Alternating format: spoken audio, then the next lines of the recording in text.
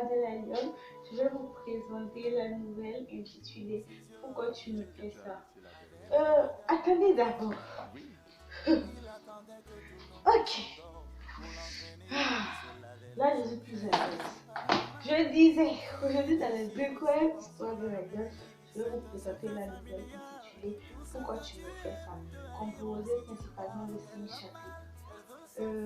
Comme résumé de la nouvelle, nous pouvons dire que c'est l'histoire d'une jeune fille très innocente, âgée de 14 ans, qui a été violée par les amis à ses frères. Jeune villageoise, elle avait du mal à s'exprimer dans la petite famille à son oncle chez qui elle était venue faire les vacances.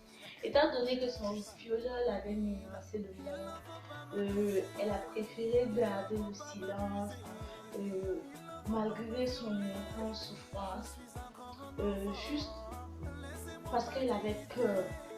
La, la société nous fait tellement peur que souvent on a peur en fait de parler, de s'exprimer. C'était le cas de notre jeune fille. Bon, on peut dire tout simplement que cette nouvelle, c'est juste pour rendre hommage à la petite Grâce. Si vous vous rappelez bien, une petite histoire qui circulait sur le net à propos d'une petite fille de 3 ans qui a été violée. Le viol de la petite Grâce m'a assez choquée. Qu'est-ce que la société réserve à nos enfants dans 5 ans, 10 ans?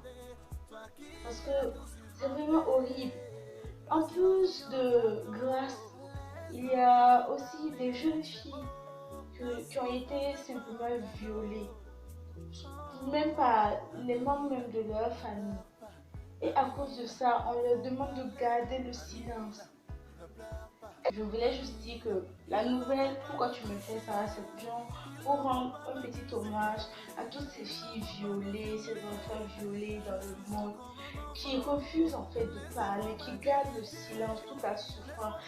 Et ce silence conduit beaucoup au suicide, à la dépression, à la prise de drogue. Et également, face à la société n'essaie pas de les comprendre. La société préfère les juger. En fait, elle n'essaie pas de voir, de comprendre pourquoi ces personnes qui étaient sûrement normales avant se sont permises en fait, de commencer à se comporter comme ça. Non, elles se contentent de juger, toujours juger, sans essayer de comprendre. Je me dis que si vous voyez une fille qui se comporte un peu bizarrement, les parents, essayez d'être plus proches d'elle, essayez de la questionner. Ne mettez toujours pas la faute sur elle. C'est elle la victime. Elle ne l'a pas demandé. Bon, c'est vrai aussi qu'il y a des filles aussi qui amènent... Bon, elles provoquent leur viol. C'est vrai. Mais la plupart n'ont pas demandé. La plupart sont des jeunes filles innocentes qui n'ont pas cherché en fait, qui n'ont pas demandé d'être violées. Souvent, imaginez un peu quand on vous viole, quand vous ne le voulez pas, vous ne le désirez pas, comment vous pouvez vous sentir? Cette nouvelle, c'était juste pour faire appel à ces filles. Sortez de votre silence, parlez. Après ce viol, il y a une autre vie. Réveillez les consciences. Ayez pitié d'elles. Elles ont droit aussi à être heureuses. Sur ce, je vous invite à aller lire la nouvelle, comme d'habitude, sur l'application WhatsApp, sur le compte numéro Océan 20. J'espère vraiment que vous nous reviendrez avec des suggestions et tout, comme d'habitude. Bon, la dernière fois, j'avais promis de vous dire d'où vient mon inspiration. Bon. Eh bien, la nourriture. Oui, je plaisante. En réalité, bon, oui, il y a la nourriture aussi, mais bon. Mon inspiration surtout vient des expériences, des personnes qui me sont vraiment proches. Je regarde les expériences dans la vie, je m'en inspire, aussi de mes propres expériences,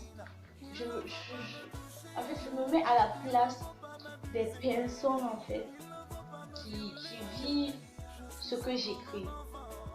Souvent, quand j'écris mes nouvelles,